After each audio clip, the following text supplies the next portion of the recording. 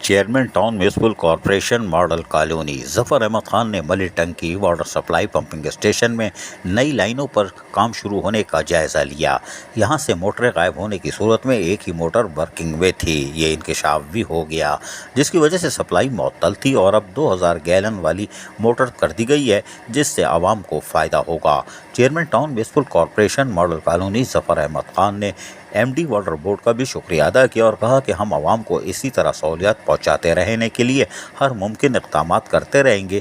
اس موقع پر XEN M N D water board Javed Ahmad اور AEE&M اعجاز خان اور دیگر بھی موجود تھے۔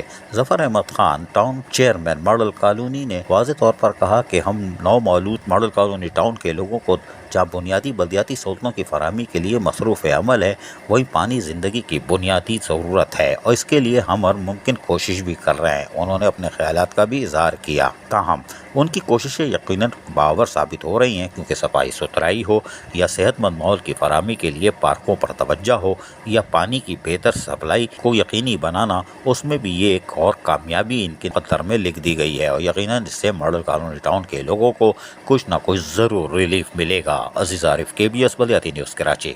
ایسی ہی خوبصورت ویڈیوز فیوچر میں حاصل کرنے کے لیے ریڈ بٹن پر کلک کر کے اور بیل آئیکن کو پریس کر کے ہم سب کے سبسکرائبر بننا مت بھولیے۔